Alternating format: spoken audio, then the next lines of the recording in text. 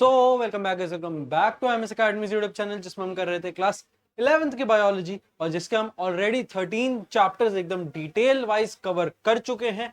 अब हमारे पास हमारा इसका लास्ट मॉड्यूल बचा है, जो कि प्रैक्टिकली देखा जाए नीट के पॉइंट ऑफ व्यू से तो सबसे इंपॉर्टेंट मॉड्यूल है ह्यूमन फिजियोलॉजी का। बट कहीं ना कहीं किसी ना किसी स्कूल में ये वाले मॉड्यूल को इतनी ज्यादा मान्यता नहीं दी जाती, क्योंकि पुराने 13 चैप्टर से बहुत ज्यादा बहुत ही ज्यादा डिटेल में क्या क्वेश्चंस पूछे जाते हैं फर्स्ट 13 चैप्टर से ही। इन वाले चैप्टर्स को थोड़ा सा नेग्लिफाई करा जाता है कंपैरेटिवली, उनके कंपैरिजन में इन 6 से बल्कि ज्यादा पूछनी चाहिए, क्योंकि ये बहुत इन डेप्थ नॉलेज वाले हैं और सीधी सी बात है आपके खुद के शरीर के बारे में है। तो आपके खुद के शरीर के बारे में जब आप पढ़ते हैं तो आप चाहते भी हैं कि आप जवाब भी उन्हीं का दे जो आपके शरीर से रिलेटेड क्वेश्चन हो, बट वो सब कुछ पौधों से रिलेटेड पूछने वाला है, या ज्यादा से ज्यादा सेल्स या हमारे जो फर्स्ट चैप्टर से किंगडम्स वाले उनसे ज्यादातर आपके मेन फाइनल एग्जाम में क्वेश्चन आते हैं। बट ये नीट के पॉइंट ऑफ व्यू में बहुत ज्यादा इंपॉर्टेंट मॉड्यूल है। तो अगर आप चाहते हैं और आप उनमें से हैं जो अपनी तैयारी नीट के साथ साथ करना चाहते हैं, मतलब लाइक क्लास 11th के तो पेपर का पढ़ ही रहे हो, साथ में थोड़ा सा चाहते हो कि 12th के बाद अगर ड्रॉप लेते हुए 11th का कम पढ़ना पड़े या क्वेश्चन प्रैक्टिस ज्यादा करने का मौका मिले, या 12th करते करते 11th भी अच्छे से रिवाइज करते रहें और अभी नीट का थोड़ा सा 11th का पोर्शन भी कर लेंगे, तो 12th के साथ में 12th को भी पढ़ सकते हैं, नीट की भी प्रैक्टिस कर सकते हैं 12th की, 11th के तो साथ साथ 11th के फाइनल एग्जाम्स और नीट की प्रैक्टिस पहले ही कर रखी थी, तो उसके साथ साथ वहां पर सिर्फ 12th की प्रैक्टिस नहीं करेंगे, नीट की 11th की भी साथ साथ होती रहेगी। तो वो आपके लिए एक सिल्वर स्पूनिंग टाइप की चीज होने वाली है अगर आप इस वाले मॉड्यूल को प्रॉपरली अच्छे से जानने वाले हैं। मॉड्यूल का पहला चैप्टर जो स्टार्टिंग में था मेरे टाइम पे, वो एक और था breathing and digestion and absorption. उस चैप्टर को प्रॉपरली कट आउट कर दिया गया है एनसीईआरटी से। असल में वो आपका असली चैप्टर नंबर चैप्टर नंबर आपका वो 14 ही था, आई गेस वही चैप्टर नंबर आपका मेन 14 था। बट अब 14th चैप्टर हटके हो चुका है breathing and exchange of gases. Already respiration पढ़ के आप जान चुके हो रेस्पिरेशन वाला प्रोसेस होता क्या है। Utilization of the O2 and giving CO2 as a by product is the respiration process. accumulation of O2 accumulation of O2 by tissue or organ by tissue या organ and giving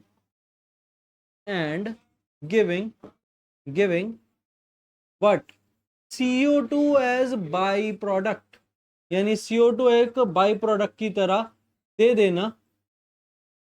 वो क्या होता है, ये वाला फिनोमिना क्या होता है, रेस्पिरेशन होता है।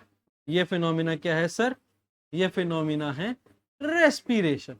तो ये हम ऑलरेडी रेस्पिरेशन इन प्लांट्स में पढ़ के आ चुके हैं।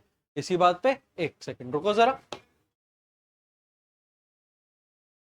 अब शुरू करते हैं। रेस्पिरेशन का प्रोसेस हमने जान लिया, क्या होता है प्लांट्स में, वही सेम चीज एनिमल्स में भी है। हमको क्या करना है, एक्यूमुलेट करवाना है O2 को, जो हम ब्रीथ इन करेंगे उसको फिर टिश्यू यूज करेगी एनर्जी प्रोडक्शन में, फूड प्रोडक्शन में, और फिर वो बदले में निकालेगी CO2, और हम जब ब्रीथ आउट करेंगे तब CO2 हमें मिल जाएगा। तो इस चैप्टर में बेसिकली हम देखने वाले हैं, उन सारी चीजों को बता देते हैं। कि हमारे पास हमारे सबसे प्यारे फेफड़े हमारे लंग्स है। तो इसमें हम सबसे पहले देखेंगे जो एनसीईआरटी स्टार्टिंग से दे रही है, यही सारी सीक्वेंस में आपकी एनसीईआरटी भी है। सबसे पहले आप बहुत सारे रेस्पिरेटरी ऑर्गन्स के बारे में, या ऑर्गन्स भी ना बोलूं मैं उन्हें बोलूं रेस्पिरेटरी मैकेनिज्म के बारे में, और या फिर ऑर्गन के बारे में जानने वाले हैं, सारे ऑर्गेनिजम्स का। फिर आप हमारे रेस्पिरेटरी सिस्टम यानी ह्यूमन की बात करेंगे, उसमें लंग्स को देखेंगे प्रॉपर्ली, लंग्स के अंदर क्या होता है।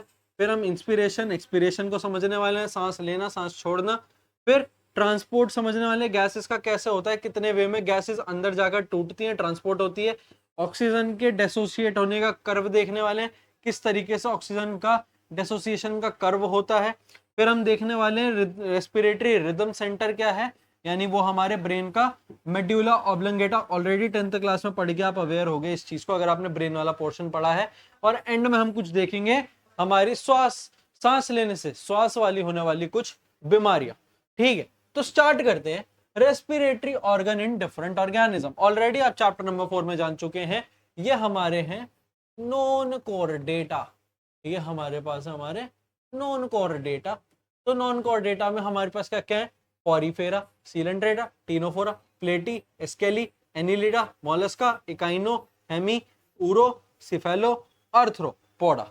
अर्थ्रोपोडा में बेसिकली आपको इन चार का एनसीईआरटी देती है, प्रॉन, क्रैब, इंसेक्ट, स्कॉर्पियन। तो हम इन चारों का जानने वाले हैं क्या क्या किस किस तरीके का वे है। पॉरीफेरा का सर्जी होता है डिफ्यूजन के तरीके से। डिफ्यूजन कोई ऑर्गन नहीं है, मैकेनिज्म है हायर कंसंट्रेशन से लोअर कंसंट्रेशन पे जाना। सीलेंट्रेटा में भी सर सेम तरीके से होता है, जो है डिफ्यूजन। फिर टीनोफोरा, टीनोफोरा में एब्सेंट होता है सर, टीनोफोरा में एब्सेंट होता है। इसके बाद प्लेटी हेलमिंथिस, सेम चीज, डिफ्यूजन, वह एक मैकेनिज्म है, it is not an organ, it is not an organ, it is just a mechanism. Diffusion, same way में डिफ्यूजन कहां होता है, कहां होता है, एस्किलमेंथिस में। अब देखो जरा एनिलिडा, एनिलिडा एस्किलमेंथिस तक तो समझ में आ गया ना, डिफ्यूजन, डिफ्यूजन एब्सेंट होता है, प्लेटियलमेंथिस एस्किलमेंथिस में किस तरीके से होता है, डिफ्यूजन की तरीके से। एनिलिडा में थोड़ा सा चेंज होता है और इसमें आता है मॉइस्ट क्यूटिकल, यहाँ है मॉइस्ट क्यूटिकल। अब जरा समझो आगे, अब देखो अब थोड़ा सा चेंज होने लगे ना। वैसे तो एनिलिडा के बाद आर्थ्रोपोडा आता है, बट मैंने आर्थ्रोपोडा के चार बताने हैं तो इसलिए वो मैंने नीचे लिखा है। हमारे पास इधर है मोलस्का, मोलस्का में क्या है, मोलस्का में क्या है, फेदर लाइक गिल्स है, फेदर लाइक गिल्स। मोलस्का में क्या है, फेदर लाइक गिल्स। और इसके नीचे, इसके नीचे इकाइनोडर्मेटा और हेमिकॉर्डेटा दोनों में सेम है गिल्स, दोनों में सेम है गिल्स। इसके नीचे यूरोकॉर्डेटा और सिफेलोकॉर्डेटा दोनों में सेम है, क्या है, pharyngeal gill slits, pharyngeal gill slits, यानी एक ढक्कन है गिल्स के ऊपर फेरेंक्स का। अब प्रॉन, क्रैब, इंसेक्ट और स्कॉर्पियन हमारे पास हमारे लास्ट बच जाते हैं। तो ये दोनों, ये चारों सबसे पहले तो आते हैं अर्थ्रोपोडा यानी इंसेक्ट्स वाले एरिया में, ठीक है। तो प्रॉन, प्रॉन में होते हैं गिल्स, क्रैब में होते हैं बुक गिल्स, ये क्या होते हैं अभी समझाएंगे बुक गिल्स क्या होते हैं। इंसेक्ट्स में होता है ट्रेकिया, इंसेक्ट्स में होता है ट्रेकिया, और स्कॉर्पियन में होते हैं बुक लंग्स। तो सर जी ये बुक क्या है, जो गिल्स में भी आ रही है और गिल्स में भी आ रही है, लंग्स में भी आ रही है। तो लेट सपोज ये एक गिल है, इसके नीचे एक और गिल लग गया, इसके नीचे एक और गिल लग गया, इसके नीचे एक और गिल लग गया, इसके नीचे एक और गिल लग गया, इसके ऊपर एक और गिल लग गया, इसके ऊपर एक और गिल लग गया। तो ऐसे जो पूरा बंच ऑफ गिल बना, ये क्या है, बुक गिल, ये क्या है, बुक गिल। समझ गए, समझ गए। अब देखो ये तो नॉन कोऑर्डिनेट्स है सर, ये तो नॉन कोऑर्डिनेट्स है सर जी, कोऑर्डिनेट्स भी तो हैं। आओ चलो कोऑर्डिनेट्स भी बता देते हैं। सर जी कोऑर्डिनेट्स के नाम हम बताएंगे, हमें याद है, हमने पढ़ा था। चलो पढ़ा था तो बताओ। सर जी फिशेस होती है, बहुत सही बच्चे। सर जी फिशेस का हमें पता है, फिशेस गिल्स के थ्रू करती है, बहुत बढ़िया बच्चे। सर जी इसके बाद हमारे पास आते हैं एम्फीबिया आते हैं सर। एम्फीबियन वो होते हैं सर जो पानी में भी तैरते हैं, जमीन पे भी चलते हैं। तो इसके बाद आते हैं रेंगने वाले जानवर यानी क्रीपी क्रॉलीज, रेप्टाइल्स होता है ना, रेप्टाइल्स। सर जिसके बाद आते हैं आसमान में उड़ने वाले आजाद पंछी। और इसके बाद सर हम आते हैं जो हम इन आजाद पंछियों के पेड़ पे रखे हुए बच्चों के छत्ते को भी मार देते हैं। तो ये है हमारे पास कोऑर्डिनेट्स, जिसमें से फिशेस ही सिर्फ गिल्स के थ्रू करती है, बाकी सबके पास प्रॉपर लंग्स प्रेजेंट हैं सांस लेने के लिए। अच्छा एम्फीबियन में फ्रॉग वाली चीज, फ्रॉग का बताया था कि फ्रॉग डिफ्यूजन के थ्रू भी ट्रांसपोर्ट कर सकता है, लंग्स के थ्रू भी, और उसके पास एक और तरीका होता है स्किन के through, by skin, bye diffusion और बाय लंग्स। तो ये नॉन कोऑर्डिनेट का रेस्पिरेटरी ऑर्गन्स या मैकेनिज्म, ये कोऑर्डिनेट्स का रेस्पिरेटरी ऑर्गन या मैकेनिज्म। इसके बाद चलते हैं अपने रेस्पिरेटरी सिस्टम पे। तो हमारे रेस्पिरेटरी सिस्टम की शुरुआत होती है नॉस्ट्रिल से, यानी हमारी नॉस्ट्रिल जो हमारे नाक के आगे दो छेद दिए हुए हैं भगवान ने, नॉस्ट्रिल से हवा अंदर जाती है। नेजल कैनाल एक बहुत प्रॉपर बड़ा सा एरिया है जहां पर हवा जाकर लाइक यू नो एक एयर स्ट्राइक की तरह, ऐसे पिन पॉइंटिंग की तरह नहीं फैल के जाती है कि आराम से जा पाए। नेजल कैनाल के बाद आता है हमारा फेरिंक्स यानी अपना वॉइस बॉक्स। फेरिंक्स के बाद सर जी आता है अपना लैरिंक्स। लैरिंग्स। लैरिंग्स के बाद सर जी आता है अपना ट्रैकिया। लैरिंग्स के बाद आता है ट्रैकिया। ट्रैकिया के पास क्या होता है?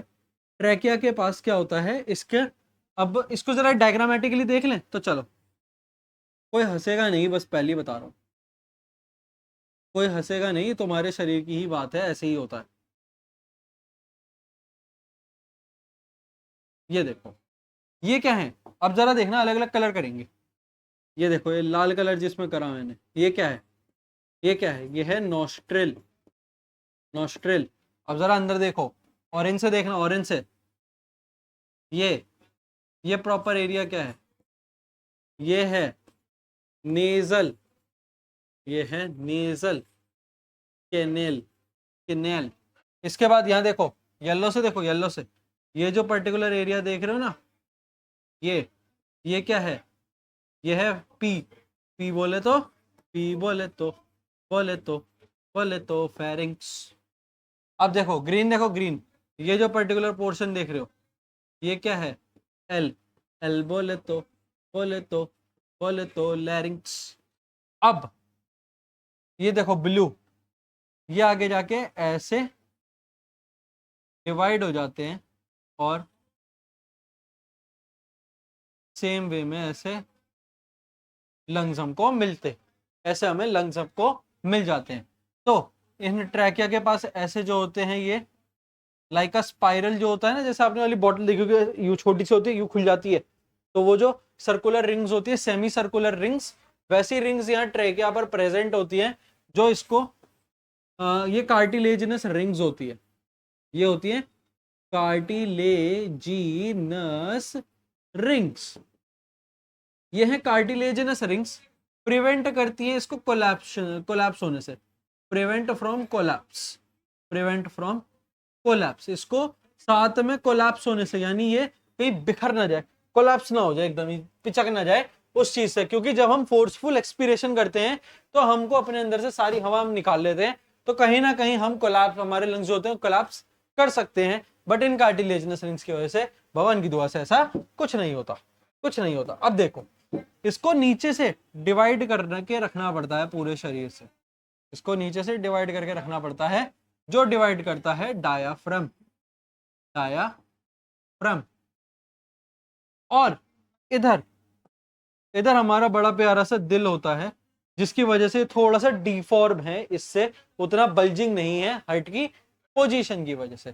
तो डायाफ्राम, ये क्या है? ये है अपना प्यारा सा दिल। ये है अपना प्यारा सा दिल। तो ये प्रॉपर हमारे पास हमारा रेस्पिरेटरी सिस्टम है। इस तरीके से हमारे पास फेरिंग्स हमारा क्या होता है? फेरिंग्स हमारा क्या होता है सर? फेरिंग्स हमारा होता है वॉइस बॉक्स, यानी जो हमारी आवाज आती है वो हमारे फेरिंग्स से आती है।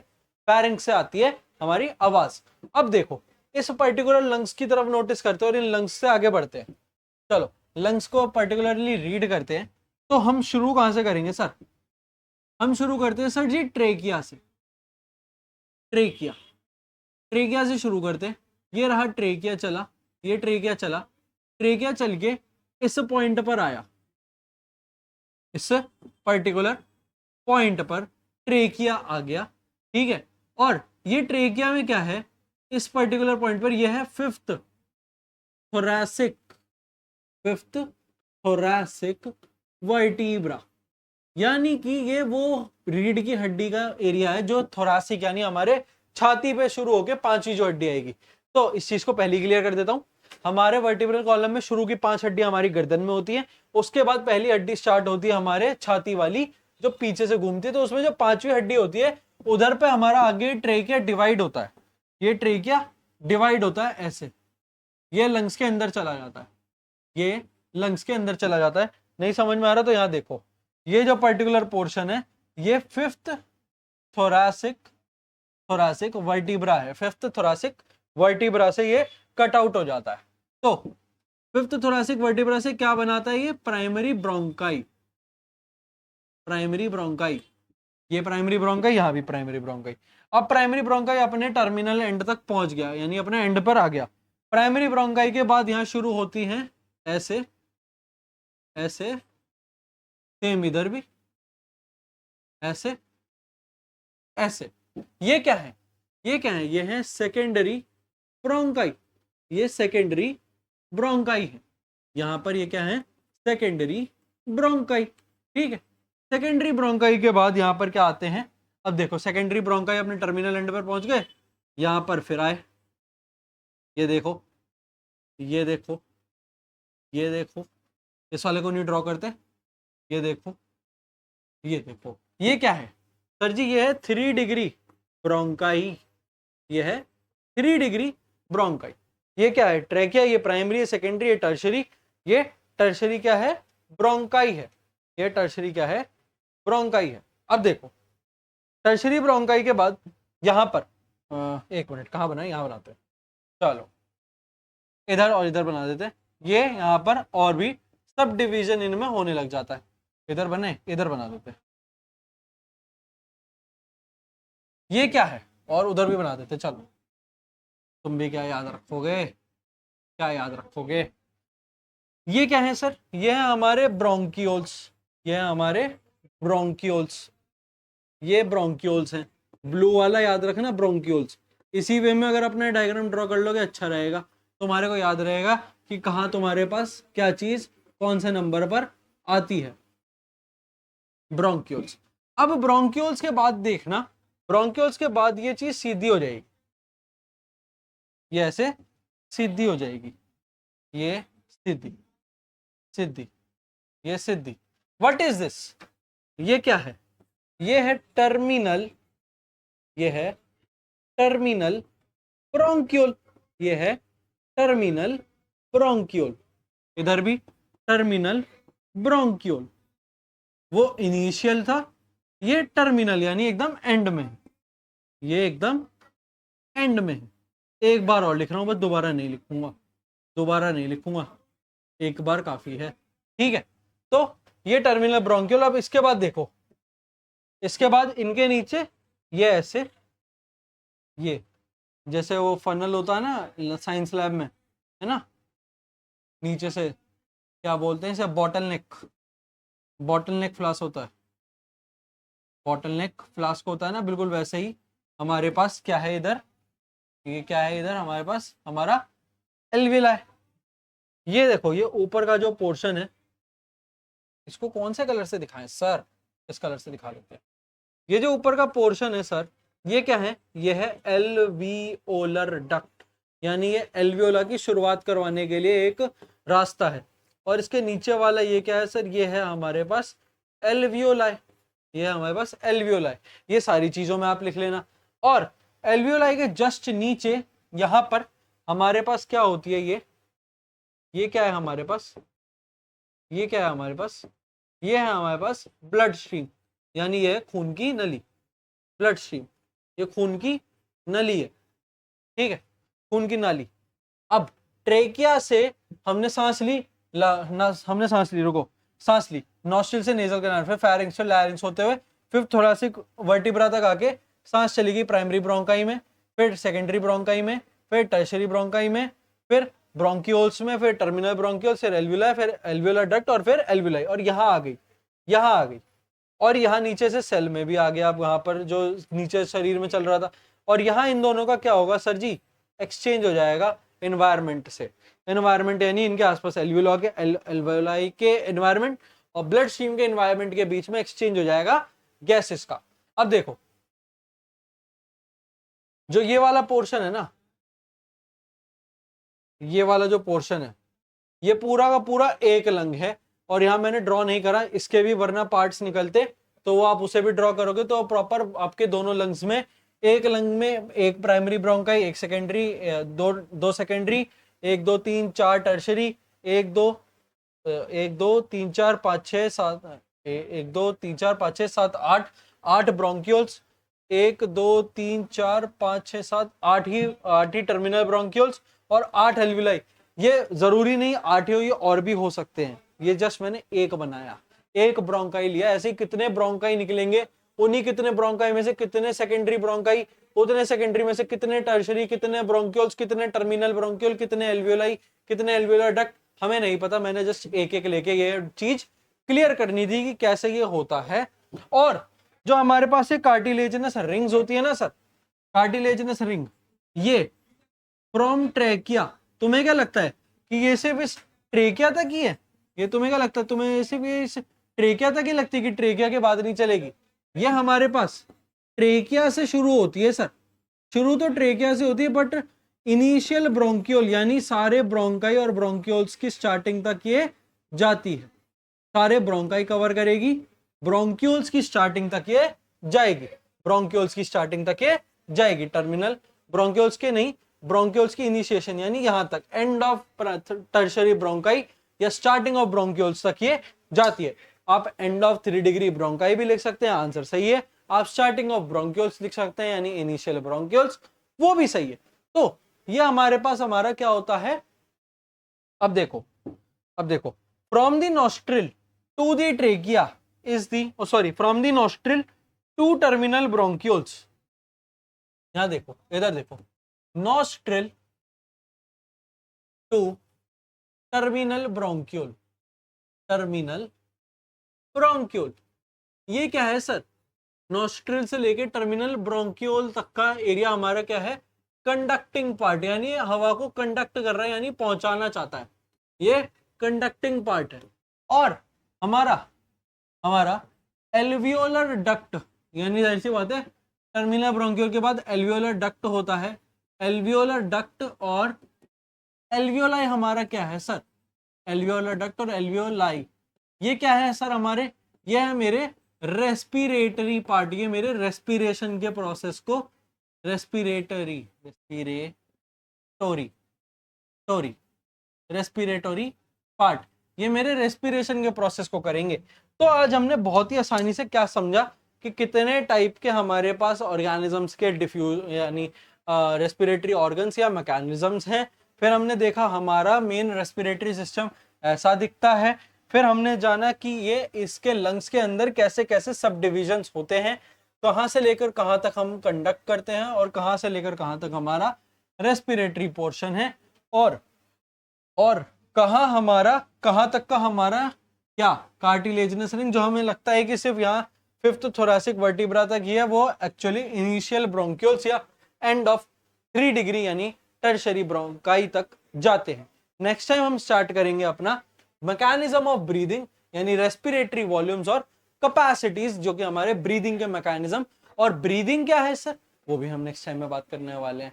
तो अगर आपको लगता है ब्रीदिंग ही रेस्पिरेशन है, रेस्पिरेशन ही ब्रीदिंग है, तो आप गलत हैं। चैप्टर का नाम सुन के दोनों अलग अलग लिखे हैं, तो वो रीजन मैं बताने वाला हूँ नेक्स्ट लेक्चर में, तो जरूर से जुड़ना नेक्स्ट टाइम। और तब तक लेते रहो जिंदगी के मजे थोड़ी सी पढ़ाई के साथ।